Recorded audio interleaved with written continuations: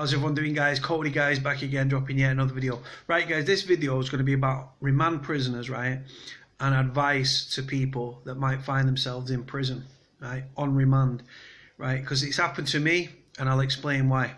Right, when you're in prison, guys, yeah, when you go to, say you've been remanded into custody on charges, right, the police want you off the streets, you're not guilty of an offence in the eyes of the law, and you're not innocent of an offence, right, but while you're in prison, right, you're amongst cons, right? And then what happens, people talk openly about the charges, about the case, about, like, they'll show the debts. For those that don't know, debts are like your paperwork from your solicitor and stuff relevant to the case and everything.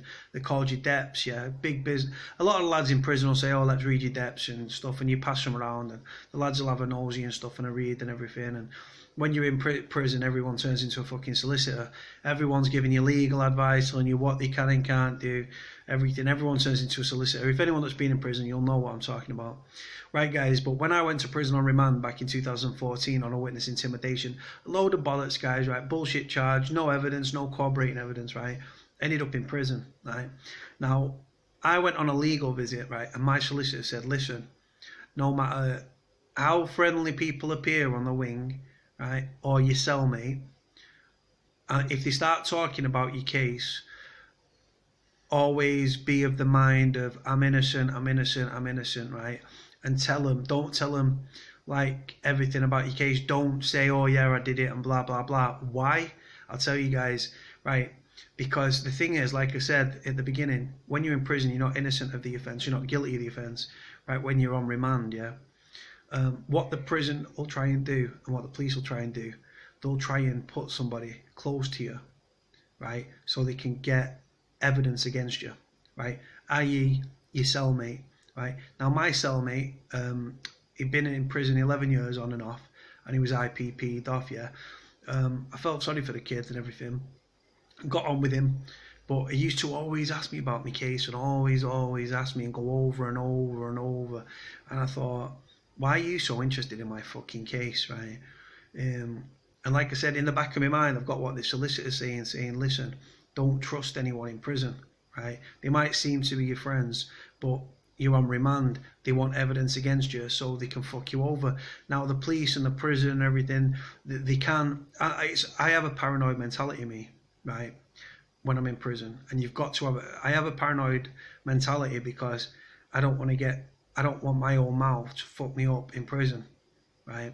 Because if like I said, I was innocent, right? But if I would have said, oh, I was guilty and this is how it played out and stuff, right, I would have been fucked, right? Because if my pad mate was getting evidence against me and stuff like that, yeah, what they do in prison, it's well known within prison, right? If you're on remand, they can plant people. They don't always do it, but they can plant people, right? In your, like, so they'll pick a cellmate for you on purpose, right? Why?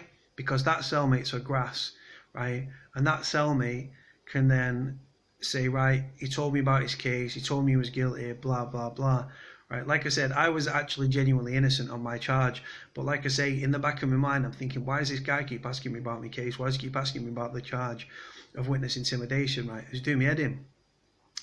And like I say, it's, the fact I had the paranoid mentality is because I didn't, like, I don't want to broadcast to him anyway, but he was kept asking, and I thought, you know what, fuck. In the back of my mind, I'm thinking, right, you've been fucking planted here, you're a grass, right? Now, he said to me, he said, oh, I'm a troublesome prisoner, me. He said, I always get moved from wing to wing, right? And then the weirdest thing happened, right? They was calling bang up, right? And we was on the twos, yeah, in strange ways, yeah, on the induction wing. And he said, right, everyone to your cells, right? As we've gone to the cell, the screws collared my pad mate. He said, oh, Connell, you're moving. You're being moved onto another wing. And he said, oh no, he said, boss, he said, can I have a word, right? Now, I went into my cell and was locked up. My pad mate went down the landing with a screw, and then come back, yeah, and the screw opened the door, and the Connell came in, and he said to me, he goes, I said, oh, you're getting moved? And he went, oh, no, they're keeping me here now. And I thought, well, right? Obviously, that screw must have either forgot that Connell had been planted or something, because I was thinking in my head, I thought, how strange is that, right? A screw says, right, Connell, you're going to be moved onto another wing, yeah? Connell was my pad mate. He's going to be moved onto another wing, and then Connell says, oh no, boss, can I have a word? And then next minute, Connell's staying in my cell. Found that very, very, very suspicious and very strange. That alarm bells were ringing in my head. And like I said, at that point, right, even though I was innocent, I tucked my defences up, because I thought, you know what, fuck this, I'm not even chatting anything about my case, right? And then, like, while I was in Forest Bank, so anyway, eventually on that charge, eventually got out on a bail application, and then the CPS dropped the charges against me. Like I said, there was no corroborating evidence against me. You can go to prison on remand on what they call holding charges. A holding charge doesn't mean you're going to be, the police know there's no evidence against you, but the police want you off the streets, right? And then, like I say, eventually the police know you're going to get out because the charges, there's no evidence against you and stuff like that. That's what happened to me, guys. The charges were dropped. That was that. But like I say, in the back of my mind, right, that kid had clearly, in my opinion, had been planted by the police or by the prison to try and get evidence against me so they could put me in prison for a long time. I genuinely was innocent of the offence. But like I say, I had that mentality where I thought, protect yourself at all time, right? Now, moving forward, right? So like I say, you're not innocent and you're not guilty of an offence, right? But say you're guilty of an offence and you're being placed on remand in prison. If you start fucking blabbing to your pad mate, right? They could end up fucking you over, can't they? Right? And then they've got evidence against you. That the pad mate that you might be put in a pad with is a grass, right? Another thing as well, what I noticed as well, is I was on remand at Forest Bank, right? Cat B prison. No, I didn't know. I was sentenced on another sentence to Forest Bank, right? And I was, like I said, on my last stretch, I was a cleaner on the induction wing. And a couple of gang lads hit the jail, yeah. Now, they was actually in a rival gang to the gang I was affiliated with. But I never told them that. I just, like, because I'm out of the gang world and all that. I have been for years. But I got on really well with these two gang lads, yeah. They're actually on trial now at Crown Court in Manchester for murder. There's like 11 of them, right? Some kid then got written over and stabbed him and slashed him and beat him to fuck and stabbed him in the neck and stuff, right? They're all on trial, but while they was in prison, they'd never been in jail before, right? And these two kids, there was two black lads, right? I got on really well with them, top lads.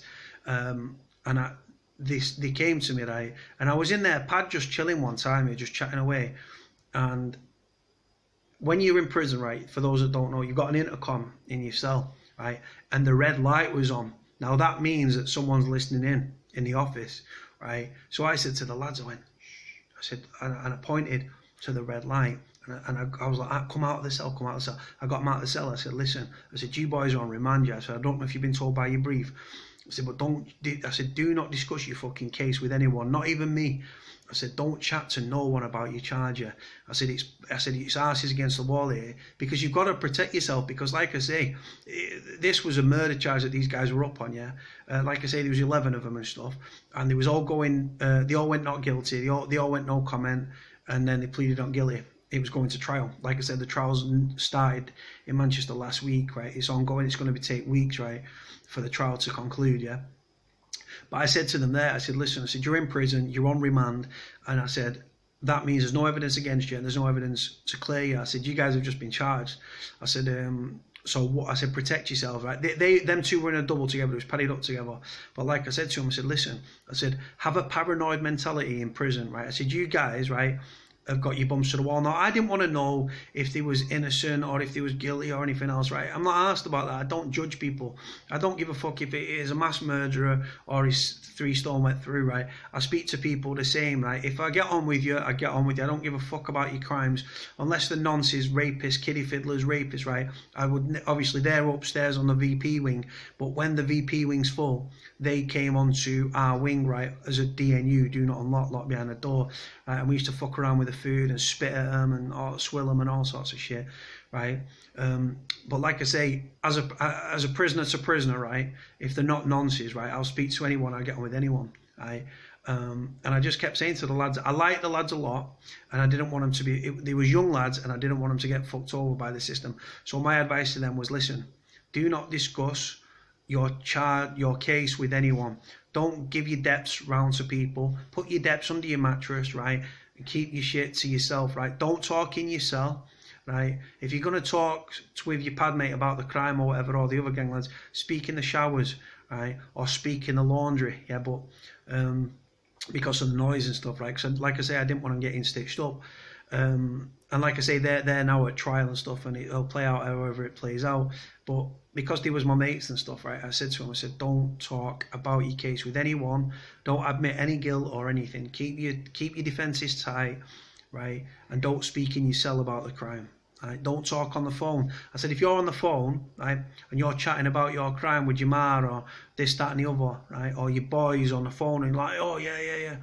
If you start admitting what you've done, I said, number one, I said, them calls are recorded, right? I said, number two, I said, they'll listen in because they're wanting to fuck you over. I said, any little bit of evidence they can get against you guys, they will use against you, right? And they'll send you down for a very long time. So I said, right, the phones are obviously recorded, obviously. I said, and when you talk in your cell, I said, look, I said, that intercom, I said, the red light was on. I said, that tells you that they was listening in.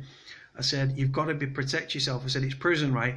Just because people are sweet with you, don't think that they're your best mate and they won't fuck you over. I said, it's prison. I said, prison's a very selfish place. I said, if they put a grass in with you, I said, they could fuck you over. I said, look at me. I said, I was in Strange Ways, right? They put a kid in with me. Right? I was actually innocent. But if I would have said to that kid that I was guilty, right? I wasn't, but if I'd said I was, he could have then fucked me over. Right, like I say, they do. So my advice to anyone that's going to go that might find themselves on remand, doesn't matter how sweet somebody is with you, never ever, right, disclose whether you're guilty or you're not. Right, just keep your defences tight. Right, if they're your friends, right, they shouldn't be asked about your case. Right, they might ask you what you're in for. Just say, oh, I'm on remand on some bullshit, right, and just say it's an holding charge, right. Bam. Don't go into the ins and outs of the cat's arsehole, right? Fucking nonsense. I swear I hate that fucking ice cream. And every time I'm doing a vlog, motherfucker comes past, pisses me off.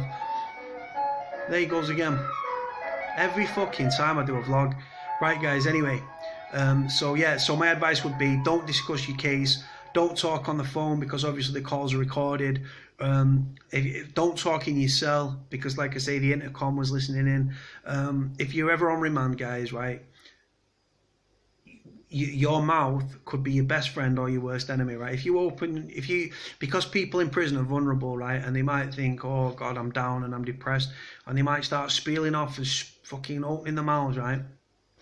If you've been padded up with a grass, right, who's there purposely being planted, right, to get a confession from you, to get evidence from you, you're gonna find yourself in prison for years and years and years, guys, right? So again, defend yourself. It's like when you're on remand, right, I look at it like boxing, right? You defend yourself at all times. Why? Because if you don't, you could end up fucking getting bowled over. You have a momentary lapse. You have a moment of weakness.